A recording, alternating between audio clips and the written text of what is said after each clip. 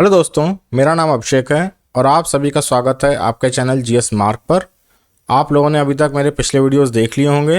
Approximately 20 videos already Indian geography के आ चुके हैं और अगर वो वीडियोस नहीं देखे हैं या मिस हो गए हैं तो आप प्लेलिस्ट में जाकर वो वीडियोस कवर कर सकते हो। वीडियोस का लिंक मैंने डिस्क्रिप्शन में डाल दिया है। रिवीजन करने के लिए आप वीडियोस को 1.5x की स्पीड पर चलाकर टॉपिक को रिवाइज कर सकते हो। वीडियोस मैंने ऑलरेडी छोटे रखे हैं जिससे कि टॉपिक जल्दी कवर हो सके, रिवीजन जल्दी हो सके और इधर उधर की बातों को कम्प्लीटली अवॉइड किया है जिससे कि आपका भी टाइम बचे और आप अपनी पढ़ाई पर फोकस कर पाओ। कोई डाउट है तो आप कमेंट सेक्शन में आप कमेंट कर सकते हो, मैं वहीं उसका रिप्लाई कर दूंगा। और अगर कॉमन डाउट्स आते हैं, ज़्यादा डाउट्स आते हैं तो फिर एक हम लोग डाउट क्लैरिफिकेशन का सेशन रख लेंगे। आज का हमारा टॉपिक है ओशन करेंट्स, महासागरीय जलधाराएं। आज हम देखेंगे कि अलग अलग ओशंस में कौन कौन से इंपॉर्टेंट करंट्स फ्लो करती हैं। तो ये स्टार्ट करने से पहले हम थोड़ा करंट्स के बारे में देखते हैं कि करंट्स होती क्या हैं। ठीक है, ओशन करंट्स क्या होती हैं कि जो हमारा ओशन वाटर है उसका एक निश्चित दिशा और निश्चित सीमा तक संचलन, ये ओशन करंट्स कहलाता है। Means flow of oceanic water to a specific direction and till specific boundary is called ocean currents. ठीक है, तो इसको हम ऐसे लिख सकते हैं, निश्चित सीमा और निश्चित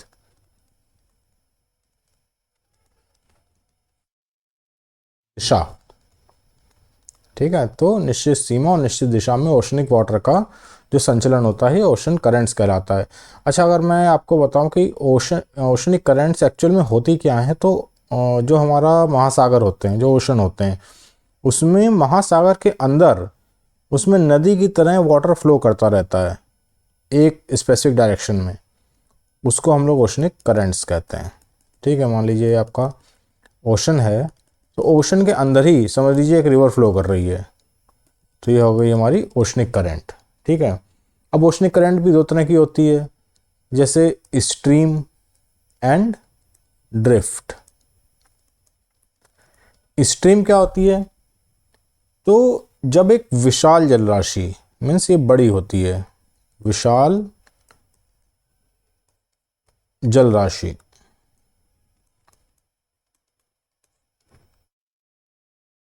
और ड्रिफ्ट क्या होता है, हवाओं के द्वारा,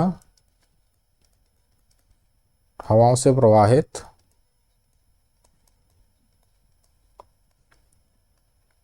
करने वाली जलराशि।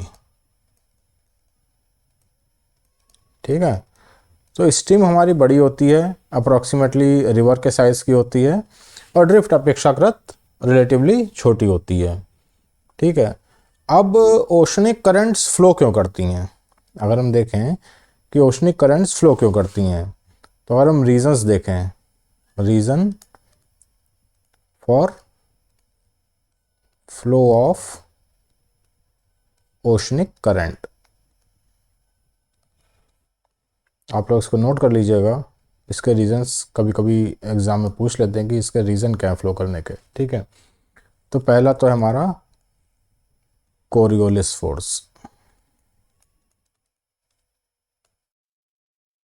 कोरियोलिस फोर्स क्यों लगता है, जब हमारी पृथ्वी रोटेट करती है तो जो फोर्स लगता है उसको कोरियोलिस फोर्स कहते हैं। तो उसकी वजह से क्या होता है, इसको डिटेल में हम अभी नहीं देखेंगे कि कोरियोलिस फोर्स क्या होता है, अभी हम इस पर फोकस करेंगे कि इसके रीज़न क्या है ओशनिक करंट्स के। तो पहला कोरियोलिस फोर्स। कोरियोलिस फोर्स से क्या होता है कि जो हमारा नॉर्दर्न हेमिस्फीयर है, ठीक है, उसमें जो करंट्स होती हैं या जो हवाएं होती हैं वो क्लॉकवाइज मूव करती हैं।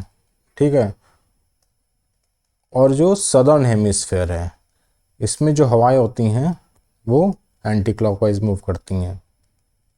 तो अकॉर्डिंगली जो हमारा करंट्स होती है वो नॉर्दर्न हेमिस्फेयर में क्लॉकवाइज मूव होने लगती है और सदर्न हेमिस्फेयर में एंटी क्लॉकवाइज मूव होने लगती है।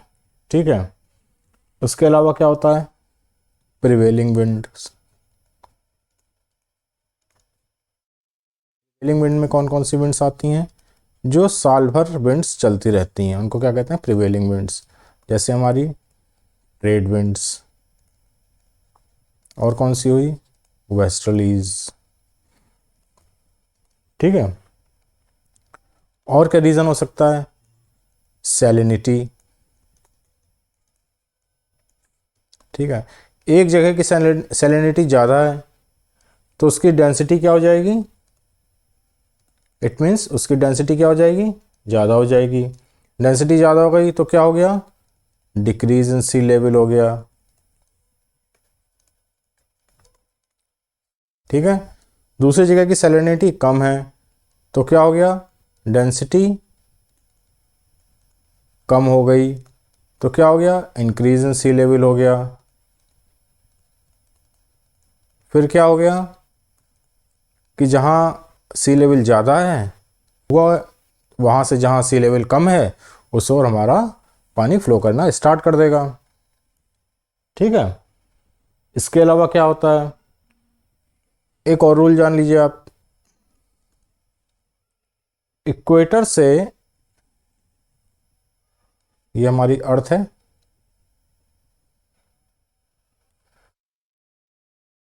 इक्वेटर है, इक्वेटर से अगर पोल की ओर फ्लो करेगी कोई करंट तो ये कैसी होगी, वार्म करंट होगी। क्यों, क्योंकि इक्वेटर पे पानी गर्म हो जाता है। क्यों, क्योंकि यहाँ लगभग साल भर ये अंडर द इफेक्ट ऑफ सन रहता है। ठीक है, ऐसे अगर हमारी कोई करंट फ्लो कर रही है तो ये वार्म करंट होगी। मीन्स वार्म करंट कब होगी, जब equator to pole current flow कर रही है। ठीक है, इसके अलावा अगर पोल से इक्वेटर की ओर करंट फ्लो हो रही है, कैसे, पोल से इक्वेटर की ओर करंट फ्लो हो रही है तो कैसी होगी, ये कोल्ड करंट होगी।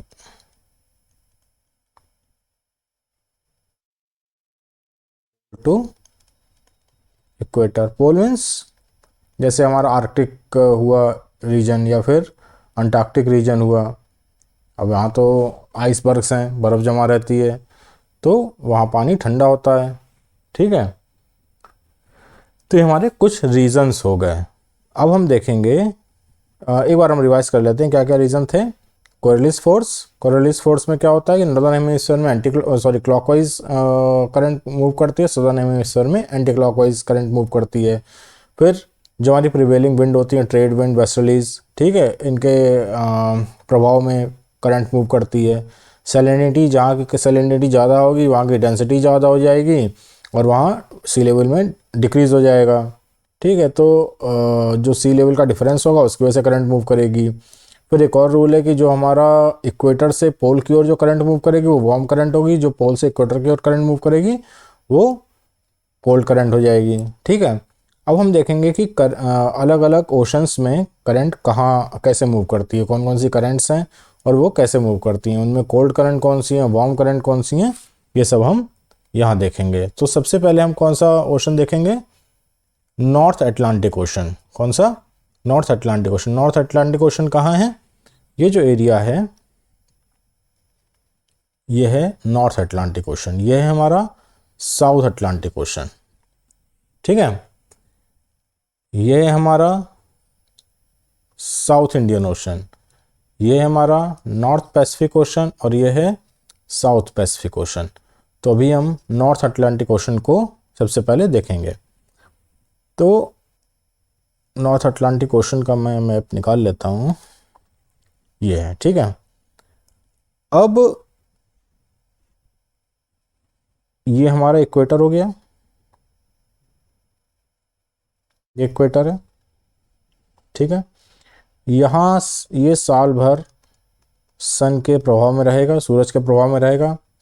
यहाँ पानी क्या हो जाएगा, गर्म हो जाएगा। ठीक है, यहाँ पानी क्या होगा, गर्म होगा। और जो हमारी ट्रेड विंड हैं वो कैसे फ्लो करती हैं, वो साल भर इस तरह से फ्लो करती हैं नॉर्दर्न हेमिस्फीयर में, और सदर्न हेमिस्फीयर में इस तरह से फ्लो करती हैं। ठीक है, तो हमारी जो करंट की डायरेक्शन होगी वो कैसे होगी, वो गर्म पानी को इधर से ईस्ट से वेस्ट की ओर मूव करना स्टार्ट कर देगा। ठीक है, तो अगर हम देखें इसको, यहाँ एक करंट फ्लो करने लगती है। इस करंट का क्या नाम है? North equatorial current. कौन सी है? North equatorial current. इसको लिख लेते हैं NEC, नॉर्थ इक्वेटोरियल करंट। और उसी के अगेंस्ट में, उसी के काउंटर में एक वार्म करंट इसके अगेंस्ट में फ्लो करती है, उसको क्या कहते हैं? Counter equatorial current.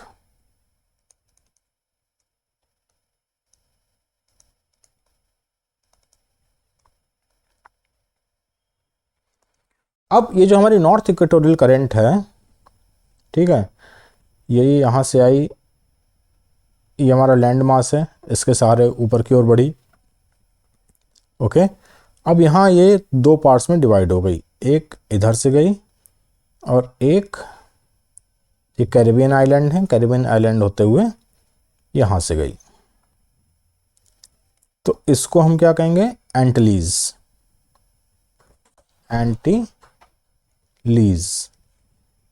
एंटिलीज करंट। ये कैसी है? वार्म करंट है। और ये वाली कौन सी हुई? इसको क्या कहेंगे? Caribbean current.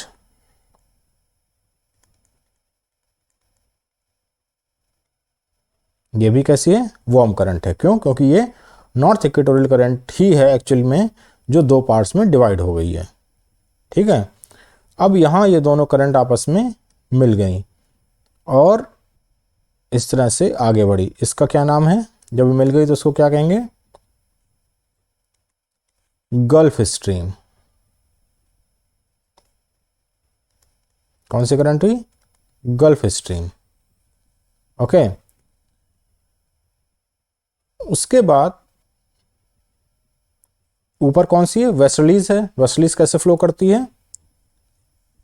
वेस्टर्लीज हमारी ऐसे फ्लो करती है।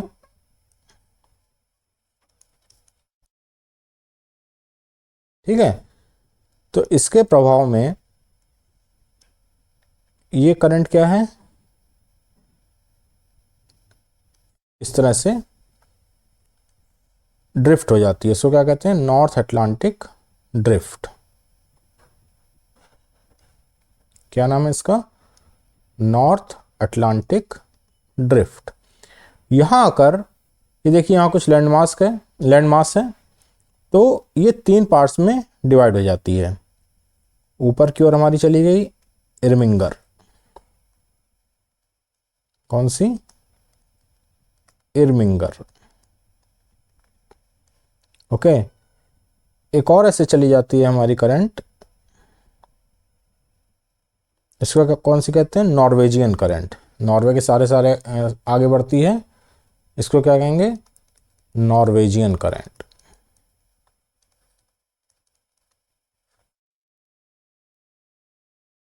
और एक करंट इस तरह से आई, इसको क्या कहेंगे? रेनल। तो नॉर्थ इक्वेटोरियल करंट जब आगे बढ़ी तो दो पार्ट में डिवाइड हुई, एंटिलीज एंड कैरेबियन। एंटिलीज और कैरेबियन जब आगे आपस में मिलती हैं तो उसको गल्फ स्ट्रीम कहते हैं। गल्फ स्ट्रीम वेस्टर्लीज के प्रभाव में ड्रिफ्ट हो जाती है तो उसको कहते हैं north Atlantic drift. North Atlantic drift फिर तीन पार्ट्स में डिवाइड होती है, इरमिंगर, नॉर्वेजियन और रेनल करंट। ठीक है, अब ऊपर से देखिए, एक मिनट, अब ऊपर से देखिए, लेब्राडोर के पास से एक ठंडी धारा आती है, पोल से आ रही है, तो ये कैसी होगी? कैसी होगी? कोल्ड करंट होगी। ठीक है, इसका क्या नाम है? लेब्राडोर। लेब्राडोर की कोल्ड करंट। ठीक है,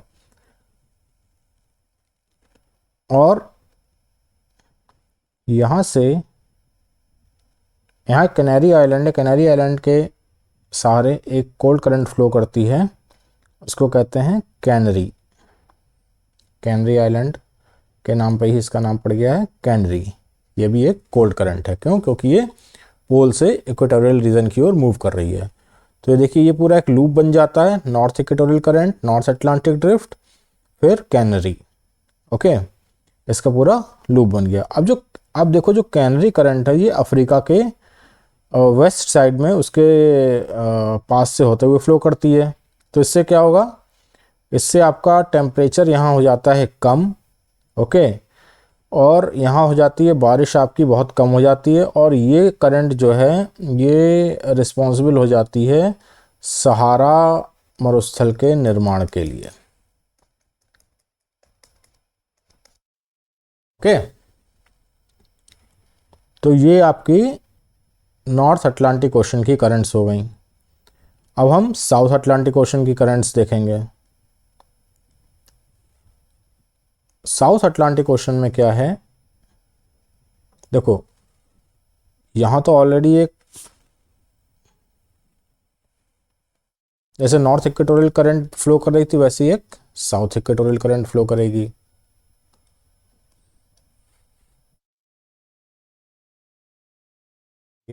साउथ इक्वेटोरियल करंट फ्लो कर रही है, ठीक है। अब ये फिर साउथ अमेरिका के सहारे नीचे आएगी। ये कौन सी है, साउथ इक्वेटोरियल करंट। यहाँ कौन सी कंट्री है, ब्राज़ील। तो इस करंट का क्या नाम हो गया, ब्राज़ील। कैसी होगी, ये भी वार्म करंट होगी। ओके, ये हमारी फ्लो करती हैं वेस्ट विंड ड्रिफ्ट। ये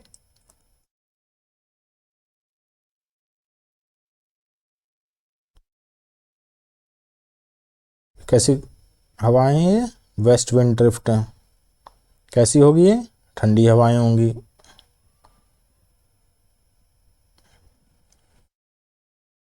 ओके, तो ये जो हवाएं हैं ये हमारा फॉकलैंड आइलैंड है। कौन सा, ये फॉकलैंड आइलैंड है।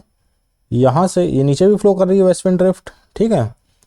तो यहाँ से एक वेस्ट विंड ड्रिफ्ट की एक धारा, एक पार्ट ऊपर की ओर मूव करता है, इसको क्या कहते हैं, फॉकलैंड करंट।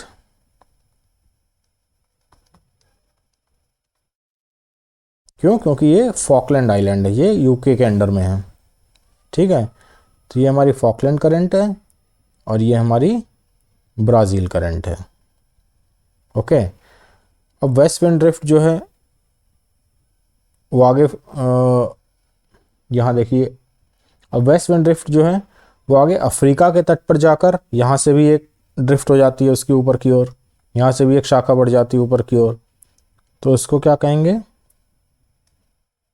बेंगुला। ये कैसी है, ये भी कोल्ड करंट है, ठीक है। तो ये हमारी ये क्लोज लूप बन गया, साउथ इक्वेटोरियल करंट, नीचे ब्राज़ील करंट, फिर वेस्ट विंड ड्रिफ्ट, ये क्या है, वेस्ट विंड ड्रिफ्ट, फिर आगे बेंगुला, और नीचे से कौन सी आई, फॉकलैंड करंट, ठीक है। तो एक बार अटलांटिक ओशन की करंट को फिर से रिवाइज कर लेते हैं। नॉर्थ अटलांटिक ओशन में नॉर्थ इक्वेटोरियल करंट दो पार्ट में डिवाइड हुई, एंटरलीज कैरेबियन आगे मिली, गल्फ स्ट्रीम बनी, गल्फ स्ट्रीम आगे चली, नॉर्थ अटलांटिक ड्रिफ्ट में बदली, नॉर्थ अटलांटिक ड्रिफ्ट तीन पार्ट्स में डिवाइड हुई, इरविंगर, नॉर्वेजियन रैनल, और ऊपर से पोलर रीजन से कौन सी करंट आई, लेब्राडोर करंट, इधर से कैनरी करंट, ठीक है। और अच्छा एक चीज़ देखिए, ये लेब्राडोर की जो कोल्ड करंट है और गल्फ स्ट्रीम की जो वार्म करंट है ये आपस में यहाँ मिलती है, तो क्या होता है कि यहाँ बहुत कोहरे का निर्माण होता है, और ये जो जगह है ये मछलियों के उत्पादन के लिए बहुत फेमस एरिया है, यहाँ मछलियाँ बहुत ज़्यादा पाई जाती हैं, ठीक है। फिर साउथ अटलांटिक ओशन में देखें, ये साउथ इक्वेटोरियल करंट है, ऊपर से नीचे आई, ये ब्राज़ील करंट है, वार्म करंट है ये भी। फिर वेस्ट विंड ड्रिफ्ट जो फ्लो करती है वो उसने क्या किया, फॉकलैंड के सहारे ऊपर बढ़ी, इसको फॉकलैंड करंट कहते हैं। फिर आगे वेस्ट विंड ड्रिफ्ट अफ्रीका के पश्चिमी तट के सहारे ऊपर बढ़ी, इसको कहते हैं बेंगुला करंट। तो ये हमारा एक क्लोज लूप बन गया। ये हमारी अटलांटिक ओशन की सारी करंट्स कंप्लीट हो गई। अब नेक्स्ट लेक्चर में हम north Pacific ocean, south Pacific ocean और साउथ इंडियन ओशन के करंट्स के बारे में पढ़ेंगे। Thank you.